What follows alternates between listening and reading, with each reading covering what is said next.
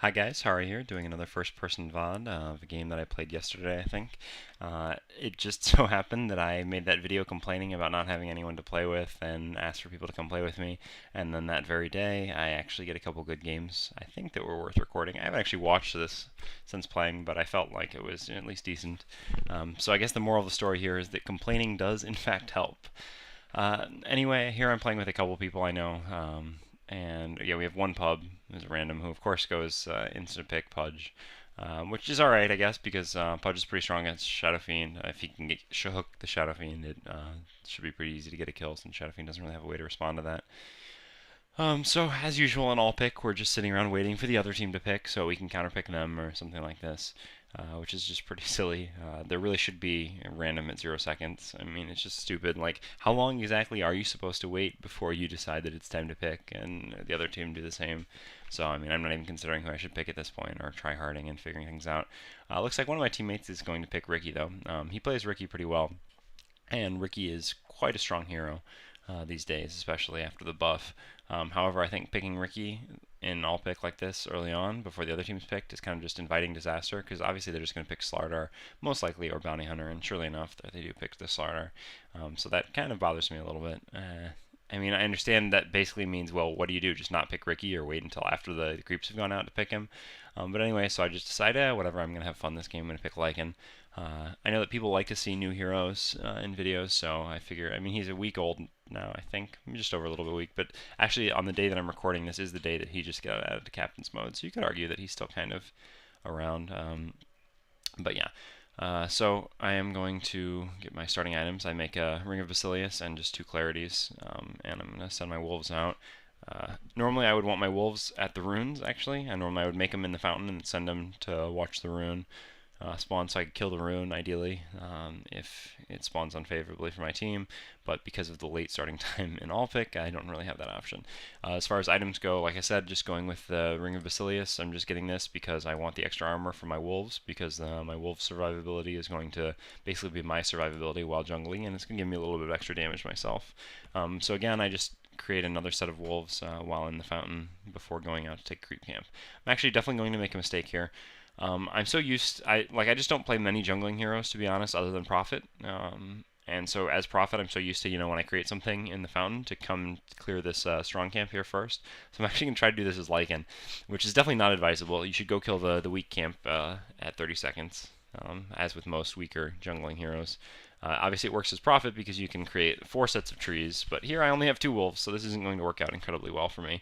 I want to kill the troll one here first, because I don't want him making skeletons, but of course it turns out that he can actually make the skeletons off of my wolves, and I'm trying to focus down the skeletons now, but of course that one wolf is getting stuck, and so I'm going to do a really poor job of microing here each time. Yeah, I try to reset him on the skeletons, and then that one wolf is stuck again, so then I have to have him attack the troll, and overall this was just a not very successful venture in jungling. I'm claritying up now, so I'm going to be pretty cautious with my life total, because I would like to get this clarity up so that I'll have mana to summon my next set of wolves, which I'm going to do in a couple seconds here and finish clearing this camp. I mean, overall, it didn't work out too poorly. Well, yeah, it worked out pretty poorly. It would have been better just to clear the weak camp. Obviously, getting more levels before trying to clear the tough camps would be ideal.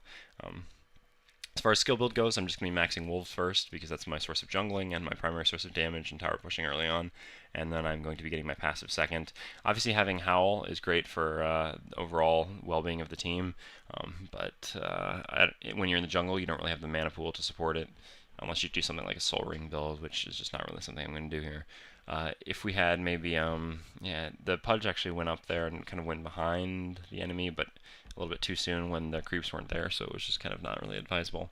Anyway, if you had something like an Enigma on the team, someone else who creates minions, then worrying about getting early levels in Howl might be more advisable. But as it is here, I'm basically just doing this to be a jungling carry. Also, I'm not planning on going for Necronomicon. Obviously, one of the viable builds for Lycan is kind of a support Lycan almost, going with Necrobook to help push more, etc. But I'm actually going to be going for a kind of carry build here, because I'm just basically ignoring my team and hoping that if I ignore them and my team kind of keeps the other team busy, then we can hopefully win a late game. Going to avoid the tough camp here, especially one with centaurs or satyrs, because they hit pretty hard and then come over here. I want to kill this wolf, or the wolf commander first, whatever, Alpha Wolf, whatever the hell it's called, just because he gives the aura, which increases damage. I actually do run back here because I have the clarity running and I didn't want to see it broken, but I realized there's only like 1 second on it anyway, so it doesn't really matter. I'm just going to continue jungling here. First item I'm going to finish up is going to be Vladimir's Offering, just because it's going to extend my jungling, make my jungling faster by increasing with the damage aura, and then obviously make more continuous jungling through the lifesteal aura, which works well with my attack aura for my passive as well, and it'll let me take Roche basically at level 7. If I have Vlad's at level 7, I can take Roche, solo it, which I usually want to do with smoke so they don't see me going in there. So yeah, just clearing this weak camp every time I get a chance, and then I'm going to come over here and take the tough camp. Was hoping for something a little bit easier, but looks like I'm going to have to deal with the satyrs. As usual, I want to try to move my weak wolf away, but I do a pretty piss poor job of microing there. It's not the biggest deal in the world because my wolves are about out of time duration anyway, but still don't really want that to happen. Obviously, that's basically all you really need to do when you're jungling with him. Have a little bit of map awareness and micro the wolves away from damage. So I have 900 gold on me. I probably should have sent myself like a ring of regen by now and a couple more clarities. Would be ideal, but I don't really know. I think I'm maybe talking to my team a little bit or something, and something that's kind of drawing my focus away from worrying about sending myself things with the courier. I'm just going to check the rune here. I do see a haste. Unfortunately, haste isn't really going to do much for me, but I'm just going to take it anyway so the other team doesn't get it. Because I see that the Shadow Fiend is not currently mid, although actually I guess he is because he just got hooked. But I figured that he was coming down here to take the rune. If I had more health, I could consider trying to go gank bottom with this haste rune. Just relying on right-click damage, taking down the Prophet. But I don't have much health, so that really would not be advisable. So again, I just kind of take it to burn it. I considered actually running back to base to regen up, but then I do get another tick of wolves, so I'm going to be able to just keep jungling here. And close in on getting my Vlads. And continue leveling pretty well. Pretty much all I need to worry about at this point. Just, like I said, farming and leveling. There's at least 3 going mid, so I'm just going to ping that for Pudge, just to make sure he's aware of it. And yeah, just continue the jungling. I know that, again, jungling heroes is kind of not interesting in the beginning like this, because there's really not a lot to it. Not a lot to talk about either. But I figure at the same time, people, like I said, like seeing new heroes, so you guys probably wanted to see Lycan. I'm not sure if I've had at least 1 request for it so far or not, but even if not, whatever, I'm just going to pretend that I have. And so that's why I have been trying to get a Lycan video in. Yeah, you can see there I'm a little too slow on trying to micro my wolf away. And yeah, I have no mana for another set of wolves, so I'm just going to kind of run somewhere else. Now I decide, yeah, it's probably time to send my Vlads to me. Using the quick buy function a little bit because it's super nifty, and yeah, aside from that, I'm going to send myself some clarities. And I should probably be sending myself a smoke as well right about now.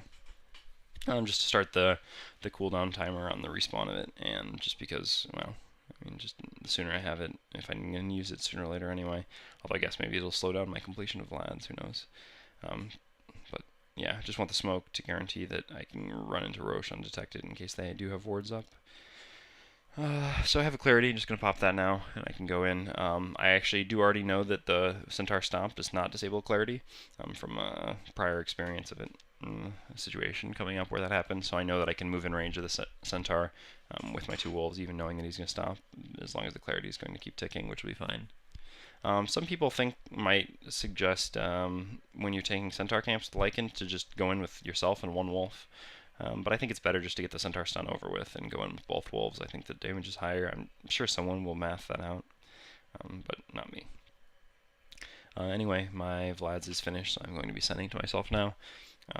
You can see I have 3 points of my wolves now. Like I said, we're just maxing wolves first, getting the passive, and obviously we get our ultimate whenever we can. Pretty self-explanatory in that regard.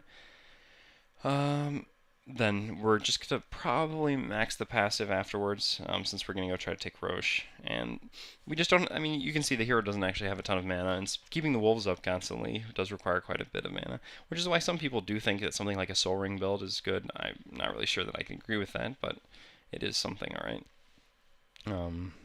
So, yeah, there's that, but that's why we're not going to worry about Howl until significantly later on when we actually start worrying about pushing lanes. And I mean, again, our passive is just going to be helpful enough for pushing anyway, because it's going to give us and the wolves damage, even if it doesn't give other things. So I do have my smoke and my Vlads, and I've got a fair amount of mana now, so I should be able to consider going to Roche. So I think, yeah, actually I am going to consider that it is probably time to go do that. I don't smoke up in any particularly amazing place, but it's unlikely that there was a ward with vision over there, so it should be fine. And I clarity up just because I want to get as close to max mana as possible before I go in there. I know that his slam is probably going to get rid of it, or something, yeah, something got rid of it. But that's fine, because like I said, I just wanted to be as careful as possible. Here I select the lower wolf and move him out. I just had it on him because here it can be a little bit difficult to actually see their health bars, so I just actually click on the one and then watch his health bar, though unfortunately I've kind of misselected the wolves there. And then yeah, once they both get low, I've moved them both out, and now I'm going to tank it for a little bit while hopefully they get a little more health back up from hitting with the Vlad zone. And then I see that the cooldown on wolves is basically back up, so now it's okay if the wolves die, and we're just going to repeat the process.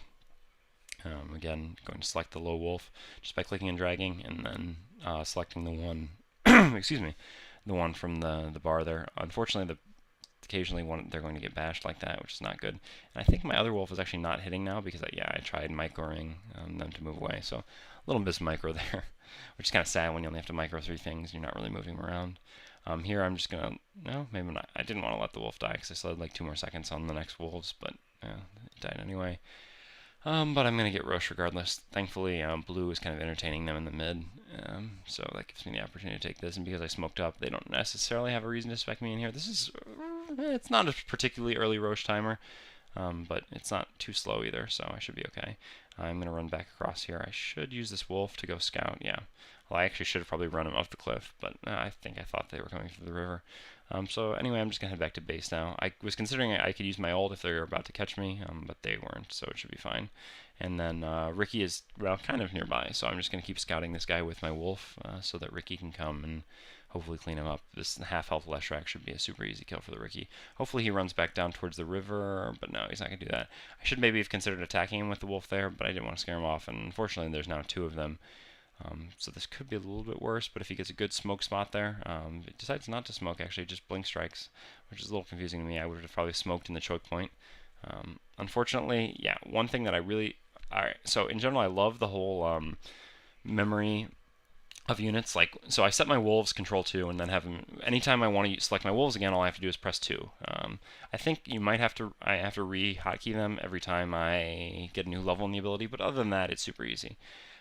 So that's awesome. And maybe I don't even have to do that. I don't remember exactly. But one thing that really does annoy me, and there might be a way to turn this off. If there is, actually, if someone just wants to respond in the comments and tell me how to do it, because I'm a lazy person and don't want to look it up myself, that would be awesome. So basically what I'm complaining about is like right there, when I was microing the wolf, and as soon as the wolf dies, actually it makes me start controlling my hero again. So actually I sent my hero back out of the fountain running over there as I was trying to move the wolf. So if there's a way to make it so that when a minion you're controlling dies, it doesn't automatically default back to selecting the hero, that would be excellent, because this does annoy me. I see that the Pudge gets the hook on the Shadow Fiend there, so I do want to run and go get this guy. Leshrac has already used a stun, so it should be easy enough for us to get this, or for me to get the Shadow Fiend kill. I do a fair amount of damage with these wolves. I see that he's going to ult here, but I'm just going to stay in for it, because even if he does get the ult off, I don't think it'll be enough to kill me, and even if it is, that's what I've got Aegis for, right? Making ballsy plays like that. And Leshrac isn't able to catch me, so I just run away. I might not micro the wolves amazingly there, but it doesn't really matter. I'm content because I just got to kill on the Shadow Fiend, which is important hero for me to keep down. So I'm just going to go back to farming their jungle now, since I'm closer to that. I can basically take any camp at free will now. Obviously, my second item that I went with Treads, I mean, it's pretty self-explanatory. Some people think that you should get phase boots because you can phase boots when you're running, and you can move through the wolves and get hits. I don't know. In Dota 1, this was completely inadvisable because you couldn't crit while you were using phase, but I've actually tested it out, and I'm pretty sure with almost 100... I mean, I have seen it work in Dota 2, but there might be something that I wasn't taking into account. But I would say with almost complete certainty that you can crit while using phase boots in Dota 2. Anyway, see that a little bit of action is going to happen here. Unfortunately, I don't have my ult, but I do have the Aegis, so I'm just basically going to man up on these guys and try to hit them as much as possible, relying on the lifesteal from Vlad's to keep me alive. And my team helps me out there. Ricky actually managing to get the kills. Ricky farmed quite well bottom against the Prophet, actually. And Ricky's going to get another kill there, too. Even getting the life leech from my Vlad Zora. And I'm just going to creep skip, or tower skip, whatever you want to call it here, the creeps. to get my creep wave up to this tower, and we're going to take it. That's the strong thing about Lycan. Basically, anytime you're getting creep kills, you can turn it into taking towers. I would have liked to probably move in here a little bit slower because I don't want this wolf to die. His invis is going to save him from the tower aggro, though, or from that last shot from the tower. Excuse me. Just going to blow my nose real quick.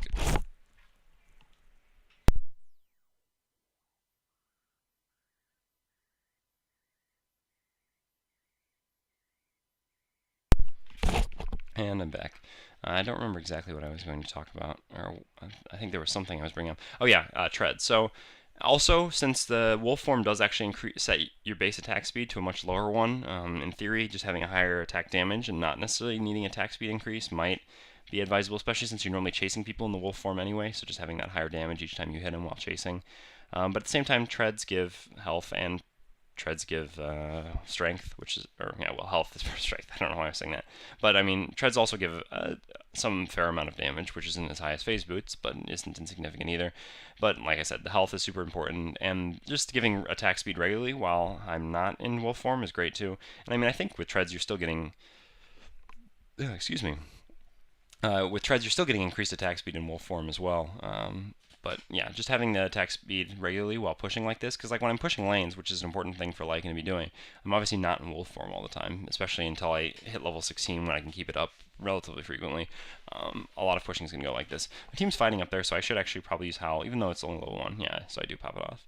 But yeah, so that's why I went treads. Treads is my second item, and then I'm going to go towards a BKB third. And this is pretty much just the standard succession of making items when you go in jungling with Lycan, which obviously isn't the only way you can play Lycan. Lycan can be played as a side solo or a mid solo. Anyway, my team is fighting up top. My TP's on cooldown, but even if it wasn't, this is what I would be doing. Just solo pushing a side lane. Just doing as much damage as possible. I don't actually expect to get this tower, but basically all I'm doing while watching here is just kind of A-moving, killing creeps in the towers while watching on the map my teammates as well as the ward vision to see how long I have before the enemy gets here. And I'm just going to try to do as much damage as I can to this tower. I'm wondering what's taking my creep wave so long. I try to, because you know, if you press A and like if you attack and click on an allied creep, it changes the creep aggro, or the tower aggro. So I thought I could do that to my wolf there, but apparently it doesn't work, which is why the tower kept hitting me. But it seemed that I did some nonsense. And yeah, here I know that they're coming for me. I have my ult form if I need it. If I see someone that threatens me, the Shadow Fiend doesn't threaten me at all. And the Slaughter did a little bit, but he didn't keep chasing, so I had no reason to ult. Wasn't really necessary. So anyway, just going to come here and farm with these Ancients. I think I see 3 of them at their tower, or back there, and then 1 top, so I don't think there's any risk of me getting discovered while taking down these Ancients. But yeah, so basically that's what, I mean, what you should always be doing after you've gotten the sufficient farm up early on in the jungle is Lycan. You don't need to spend too much time in the jungle. I mean, obviously if you have other carries on your team that need the farm, you can go into the jungle because there's really no reason not to. Ricky's here, and I have my ult, so I do want to man up on this guy. Looks like he's just going to die quite quickly. Yeah, so I don't really need to do anything there. Kind of a wasted ult, but I'm just going to farm with this creep wave. But yeah, so there's no harm in the jungle. But basically what you should be trying to do is just keep TPs up and keep traveling around, pushing out the side lanes. I think this might be a little too deep for the Ricky. Yeah, I'm hoping maybe he has a blink strike, but I realize I am definitely in too deep. But Pudge is actually here too, and he wants us to go on the tower. Unfortunately, I don't think we have a creep wave, so I'm not sure if we actually can do any damage to it. I do have the Aegis here, so I'm still fine with fighting. Unfortunately, I don't have my ult, which is kind of unfortunate. Unfortunately. Yeah, welcome to the department of the redundancy department. Unfortunately, also, I cast my wolves there right as the Prophet ult, so they're already starting at half health. But I'm just going to beat on this Rax, because that's basically my priority target. Like I said, I have the Aegis, so I have no fear of dying. Really early Shallow Grave on me, actually. It's not really going to protect me from much, but whatever, at least it shows my Dazzle is thinking of me. I don't just want to beat on the Rax while I'm getting pounded on by the Prophet, so I'm going to go attack him and scare him away. Although I should have my wolves attacking the tower. Kind of a little bit of miss micro again there. Although actually I just A-move them to make them attack creeps because that'll help them gain life back, and then yeah, sick them on the tower. Looks like this fight is, well, we've got 2 of them down, so we should be okay. I use my Howl to get a little bit of extra damage, and then yeah, I'm just going to focus the tower, or the Rax some more. I think I said tower twice, but yeah, Rax is, you guys know what I meant. And it looks like we're going to successfully take the Rax down here. Yeah, that's the power of Lycan. Just the fact that I pushed this lane in so much, and then actually my team came and helped out, which was nice. Good movement by them to be in up here by the time that Ricky and I were fighting. So we were able to turn our little engagement 1 pick off into Rax. But yeah, let's see. I'm thinking about turning around. I actually really wish I had my ult form right now. I just barely make it outside that. Unfortunately, 2 of us are already dead, so I should just be leaving. But I'm still considering fighting. I don't really know why. I just need to get the hell out of here. I kind of want to help my team out, but at the same time, there's no reason to be suicidal about it. Even if I do have the Aegis, it's not necessarily worth it. Although, this Prophet's so juicy. I mean, but yeah, just not worth it. 5 of them still there. Time to run away. And I see this farm middle, which is also quite juicy. So yeah, we're gonna have to go with that. Unfortunately, Ricky dies, but not a lot I could have done about that. I still haven't used this Aegis though, and I killed it at 9 something. Again, something I really need to work on. One of my biggest weaknesses as a Dota player is my inability to write down a Roche timer. You know, every time you kill Roche, you should just type out in chat what time you killed him at. So it was 9 minutes something here, I believe, was the timing. So I should know that the Aegis is about to be out. So I should have been maybe even a little bit more aggressive there. Although I don't know, I think I was pretty aggressive, and there was really no reason to keep chasing into 5. Anyway, there's my BKB. This is pretty much the next standard item if you're going for the Lycan carry build. Not going yet. The Earthshaker here really just I mean, you know, the temptation of teleporting in on top of people at your tower and getting a big ult is pretty great, but that one didn't really make too much sense. I told him that I couldn't really help out. I don't think I did have it. No, maybe I did have a TP and I started it but then canceled it. But even if I did TP in there, there was nothing that was going to happen. There was all 5 of them, and just with the way TPs work now, there was no way we could have all have TP'd in. Yeah, so just gonna take this mid tower since he's been kind enough to distract them bottom, and then yeah, we should probably, I guess we should be getting out because I would assume they're gonna be coming from bottom into the mid here. But I still have the Aegis, so I can be kind of a little bit Rambo, I guess. And I have my BKB. I should be moving my BKB to spacebar though now, which is where I'd like to have it rather than mouse 5, because yeah, that's just where I'm used to putting the BKB at. Anyway, doing as much damage to this tower as possible, and it looks like we actually are going to kill it. Again, I have my ult up, and basically with ult and BKB, I'm like, and it's almost impossible to kill this hero if I want to just run away. And they don't get the jump on me, and they don't really have a lot that can get the jump on me. Yeah, there you see, I finally do move it to spacebar once I notice that it's out of position. This Pudge actually being really kind and making sure that he mana boots me each time. I really do appreciate that. I don't know, I question a little bit our Pudges when they insta-pick Pudge and go mid, but this one has actually fared pretty well. Anyway, Shadow Demon. I think I said Shadow Demon earlier when I was referring to Shadow Fiend as well. But Shadow Priest going on the Nature's Prophet here. I assumed that he had 3 points in poison, but he actually doesn't. But fortunately, a Fisher from the Earthshaker is enough to make sure that the Prophet doesn't TP out. I know I did Dazzle before, so you guys know what I would expect to be the standard build for Dazzle, which is 3 points in Shadow Poison. Is it Shadow Poison? I couldn't even say right now. I'm just calling everything Shadow today. There's Shadow Wolves. I think they actually might be called Shadow Wolves. Maybe not in this, but in Dota. Because I think that was the name of the Warcraft 3 creep at the neutral camps, the invisible ones. Maybe there's not even one. I don't know. I'm getting old. My memory gets a little murky.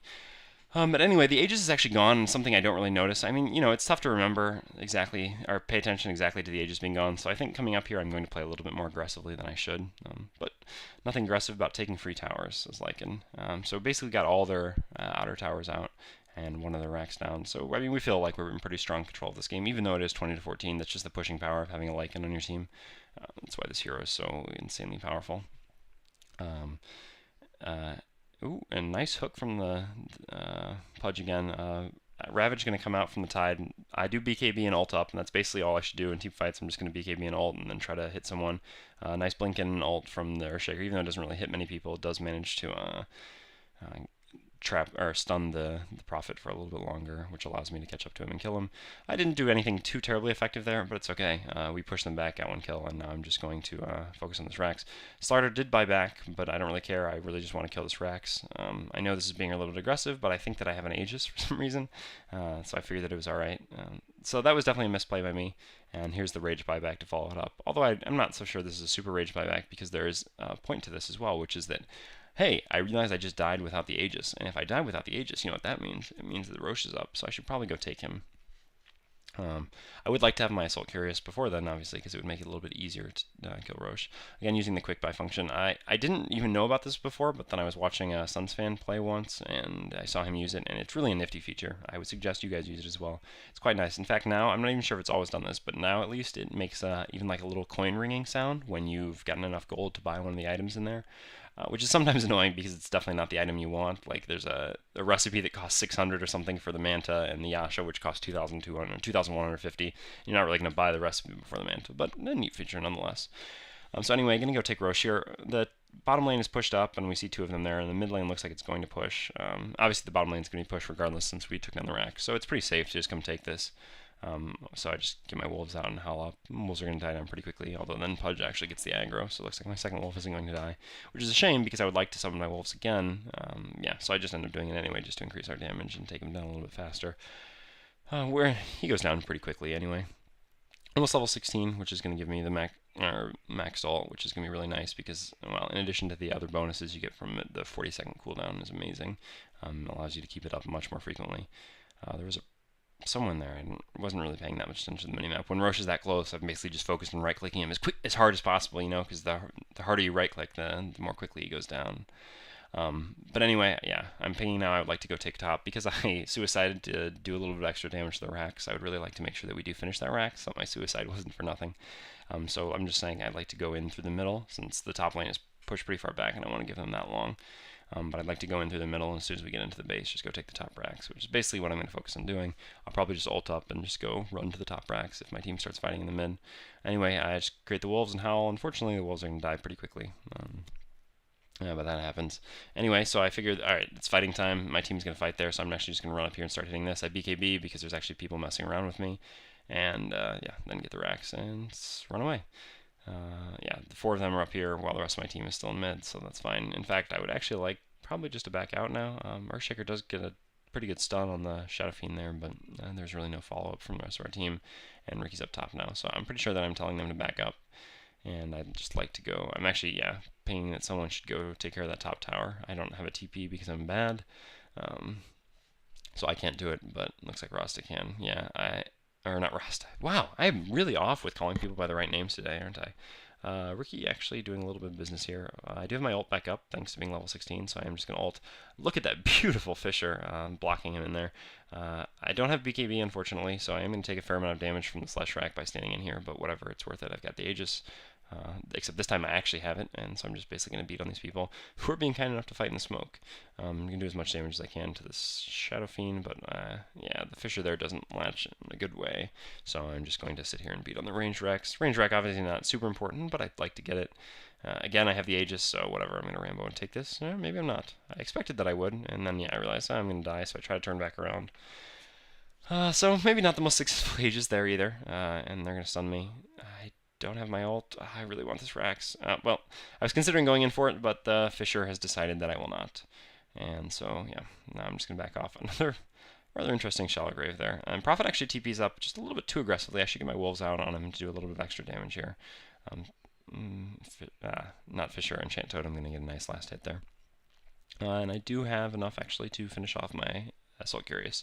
So this is all pretty much, yeah, this item build is basically about as standard as it comes for kind of a carry build. You're basically just building auras to make your wolves and yourself stronger. Obviously all the auras you get are helpful for you as well. And just kind of helps the team and makes pushing easier. Obviously having Assault Curious makes it much easier to take down towers and racks and stuff like this because of the negative armor as well as the attack speed and everything. So yeah, pretty standard. I should actually, now that I realize I'm going to go buy this Hyperstone, should actually send the courier to myself with the recipe, but I'm thinking, for some reason I think that once I just buy this Hyperstone I'll have everything, since it's all I see in the little quick buy thing. So I guess that's the downside of the quick buy. But no, it's not true. I actually do need to get the recipe off the courier as well, which is something I would like to have before we push this in. Oh, but look, yeah, Ricky with 2 illusions as well, all of them getting the Howl bonus damage. How imba is that? I don't really want to fight if I don't have to here.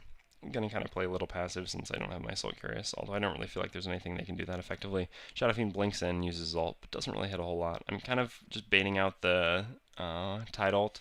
Now I do have the Assault Curious, so I actually can go in. It's just a matter of when I pop my ult in the BKB here. Not really looking like there's a great situation for that.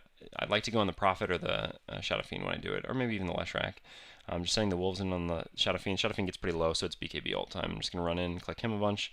They're actually trying to fight in the smoke, which is nice. Going after the Shadow Fiend, although then I realize there's stuff happening on the backside. Nice play by the Fisher and the Pudge. Alright, the Earthshaker and the Pudge.